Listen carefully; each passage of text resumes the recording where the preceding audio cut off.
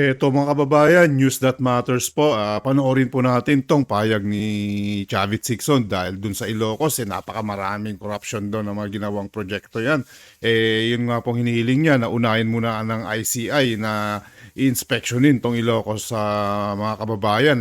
Syempre, yan po ang lugar ng ating Pangulo na kung saan na solid po siya dyan. Sana mapuntahan po nila at makita natin mga kababayan. Panoorin po tong video na to, tong pahayag ni Manong Chavit Singson. Region 1, Ilocos Norte, Ilocos Sur, Pangasinan and La Union. Why? Because the flood control all over the country is 18 billion. Mas marami pa rito. Pero the top three, the biggest, is Occidental Mindoro, which is 3 billion plus. Second is Bulacan, 2 billion 800. Naku po, bilyon-bilyon Third yan mga is kababayan. Ilocos Norte, 2 billion 700. Bakit hindi ginagalaw itong Ilocos Norte? Bakit binubugbog yung mga iba?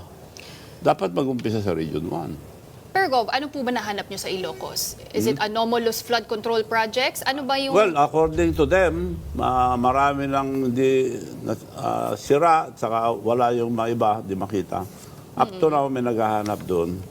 Because the Discayas have all over the country 421 projects. Correct. Nakakapagtaka yun dahil paborito nila itong...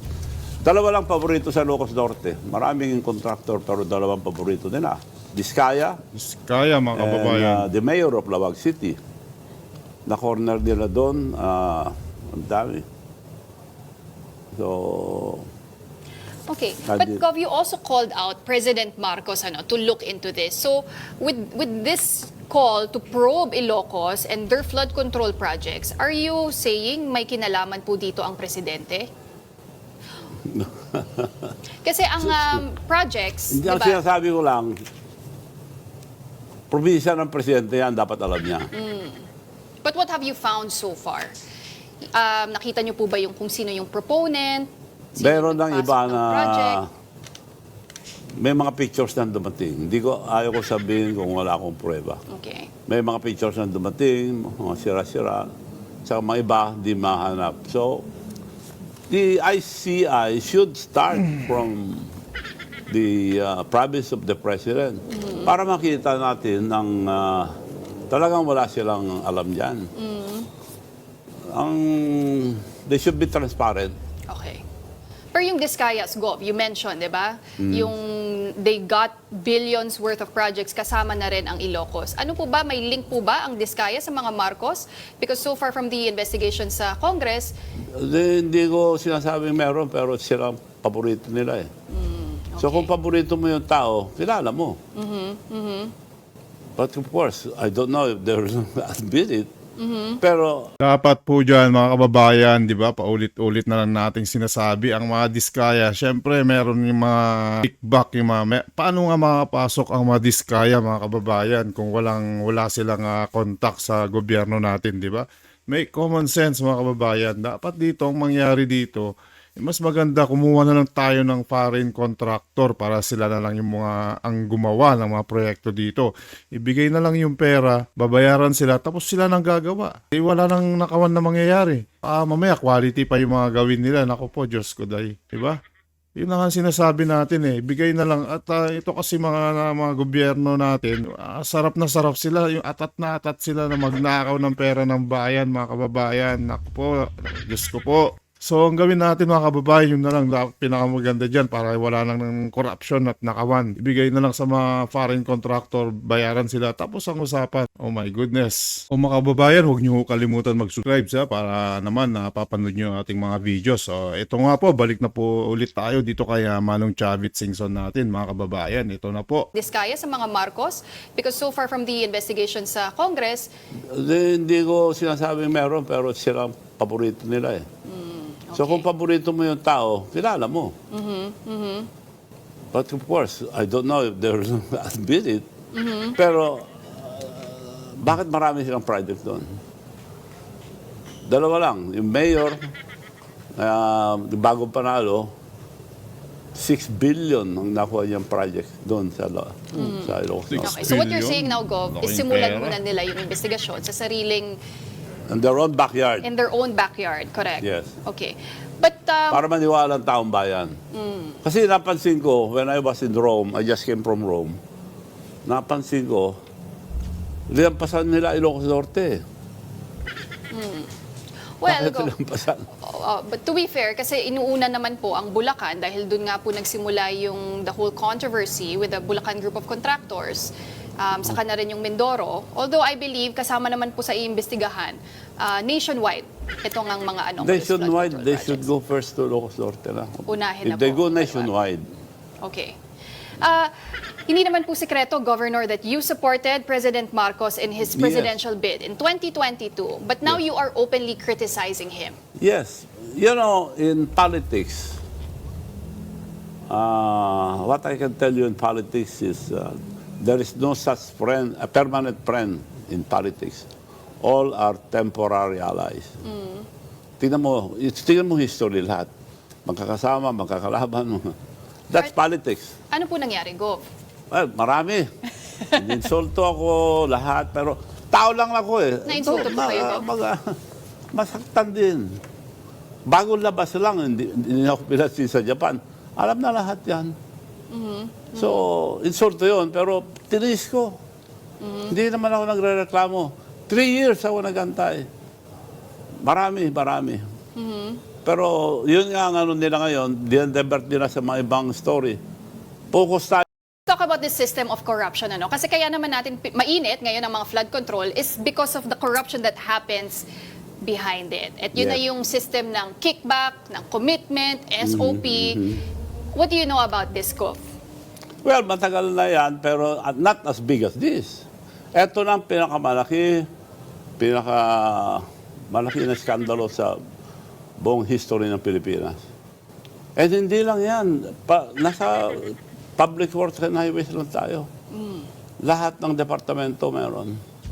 So, kako nga, that's why I'm in favor of, I've suggested, and I'm going to say it again, I'm encouraging the student to lead a peaceful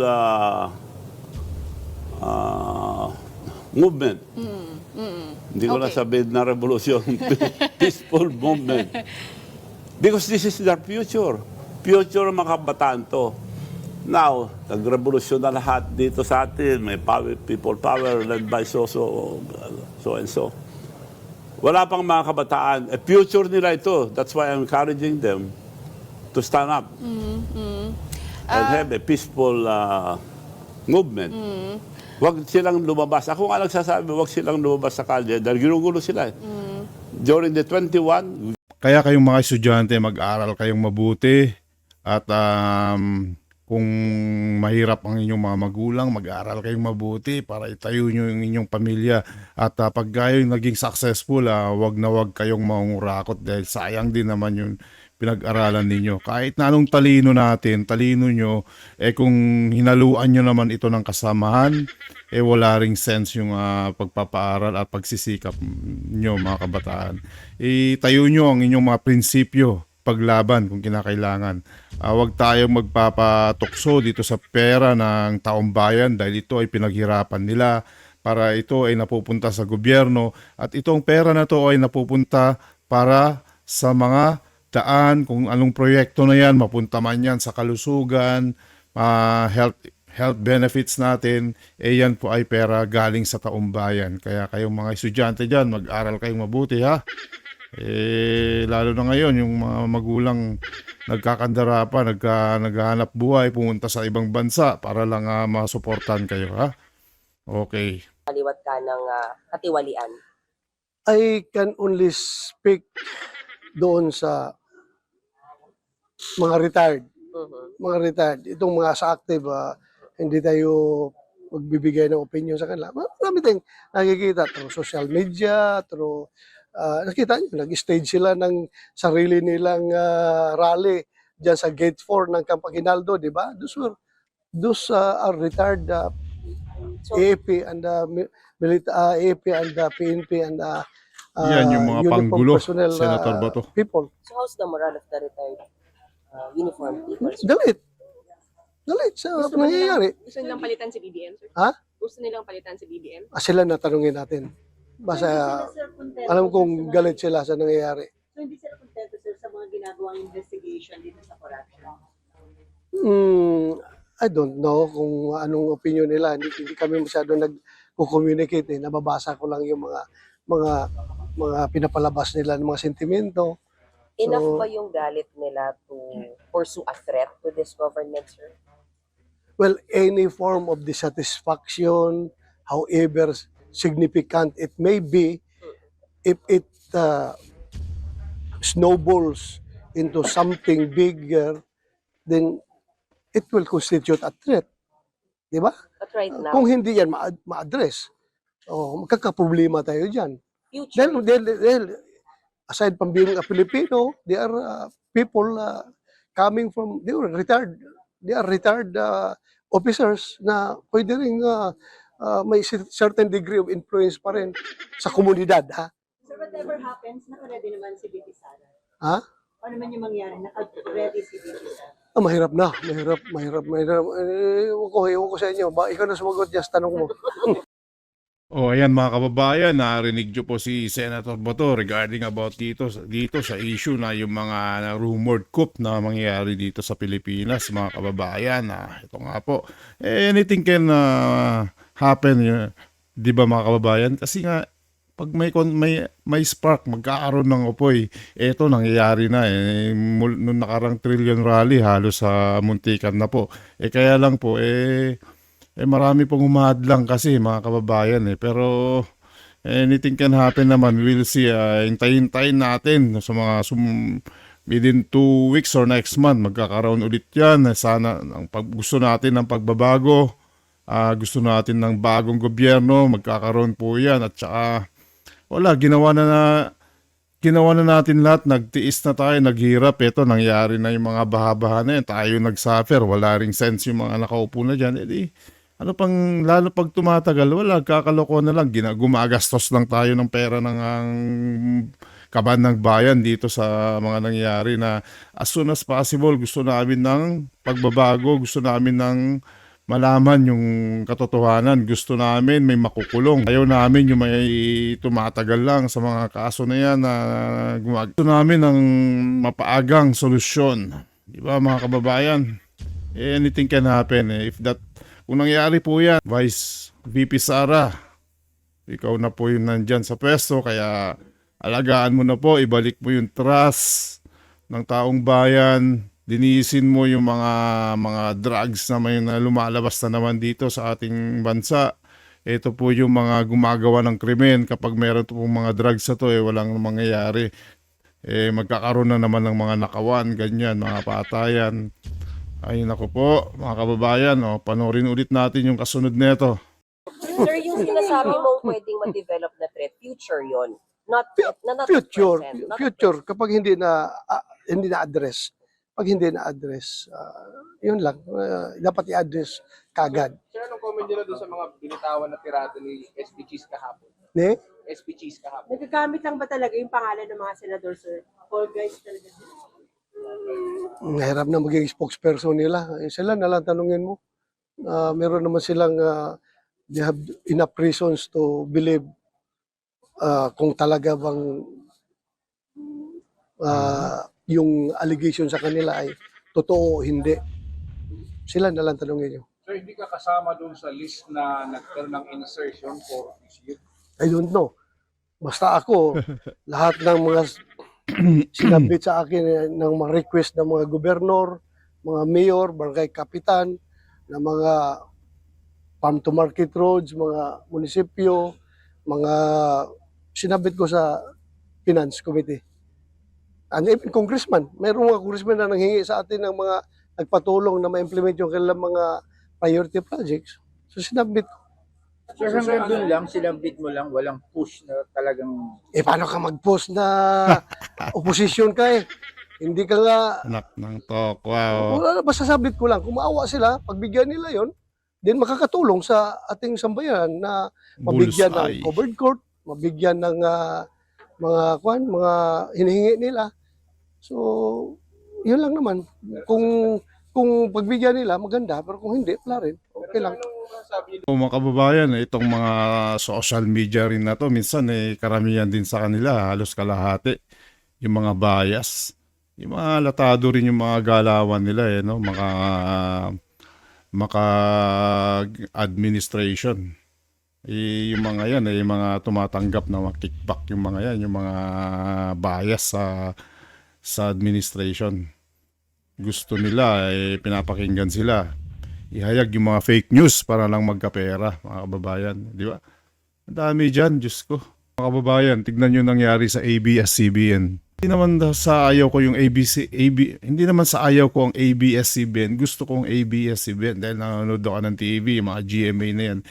Kaso sa pagpapayag kasi, kaya sila dinali ni former President Duterte.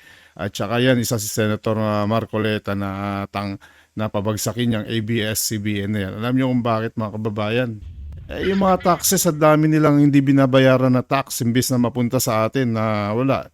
Ang dami nilang karumal-dumal na hindi sila nagbabayad ng tax na which is supposed to be napupunta sa bayan para magamit para kung saan-saan. Kaso ito, kahit na ano din ang gagawin kung yung gobyerno wala rin, di ba?